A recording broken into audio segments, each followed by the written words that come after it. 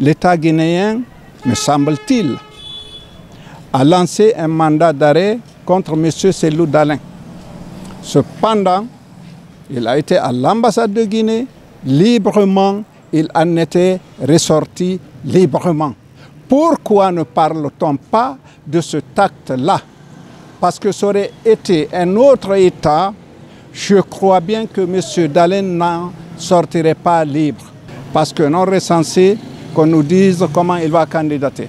Sans carte d'électeur, qu'on se demande comment il va voter, y compris pour lui-même. Attendez, donc si on n'est pas dans le fichier électoral, on ne peut pas être candidat? Mais on ne peut pas. Ah bon? Quelle est la loi qui dit? Mais il faut voter déjà pour soi-même. Il faut être électeur éligible. Et pour être électeur éligible, il faut la carte.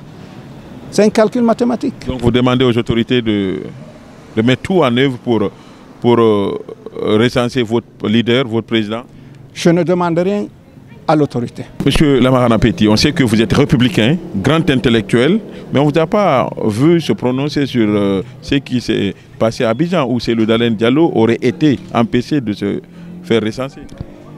Oui, je n'ai pas répondu parce qu'on ne m'a pas interrogé. Oh, je vous interroge. Donc là, j'ai l'occasion et je vais répondre.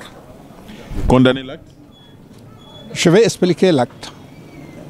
Remonter au début. Pour ce faire, il faut parler de chronologie. Une date a été annoncée officiellement du début et de la fin du recensement. La question première qui se pose, qu'est-ce que M. Dalein faisait de la première date de recensement à la date de clôture? Pourquoi il n'a pas été à la première date d'ouverture, la deuxième, la première semaine? Pourquoi il a attendu ce que moi j'appelle la 25e heure pour aller se recenser? Pourquoi il est allé se recenser avec un huissier? L'huissier vient constater après coup. On ne l'amène pas dans ses bagages ou dans sa délégation. Ça voudrait dire que M. Dalein a anticipé, ou il savait, ou il a préparé ce clash-là. Sinon, on ne vient pas se recenser avec un agent ni de la justice donc judiciaire, ni un huissier. Cette question doit être répondue. Ça, c'est déjà la forme. Le fond, on entend qu'il avait tous les documents, mais le passeport était expiré. Le passeport diplomatique. Le passeport diplomatique. Soit.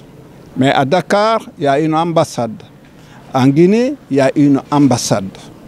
Et est-ce qu'il a été à l'ambassade de Guinée à Dakar ou à Abidjan? Est-ce qu'on l'a refusé?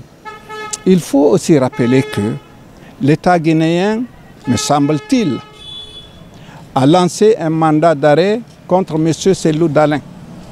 Cependant, il a été à l'ambassade de Guinée librement, il en était ressorti librement. Pourquoi ne parle-t-on pas de cet acte-là?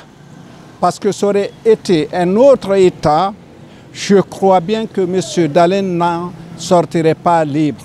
Donc il faut qu'on fasse attention, qu'on explique les choses au lieu de vouloir les détourner. À mon avis, c'est un calcul de M. Dalein. Il dit qu'il avait tous les documents. Hein? Je ne conteste pas qu'il avait tout. Donc vous ne condamnez pas, vous trouvez juste des... Je trouve que aller au dernier jour procède d'une stratégie de victimisation, d'un stratagème pour ne pas se recenser sans compter les conséquences, tant pour lui que pour le parti. Parce que non recensé, qu'on nous dise comment il va candidater. Sans carte d'électeur, qu'on se demande comment il va voter, y compris pour lui-même. Attendez, donc si on n'est pas dans le fichier électoral, on ne peut pas être candidat? Mais on ne peut pas. Ah bon? Quelle est la loi qui dit? Mais il faut voter déjà pour soi-même. Il faut être électeur éligible. Et pour être électeur éligible, il faut la carte. C'est un calcul mathématique. Donc vous demandez aux autorités de mettre tout en œuvre pour recenser votre leader, votre président? Je ne demande rien à l'autorité. Ce n'est pas de mon ressort. Si M. Dalein veut demander à l'État guinéen quelque faveur que ce soit, c'est à lui de le faire. Je ne suis pas son porte-parole.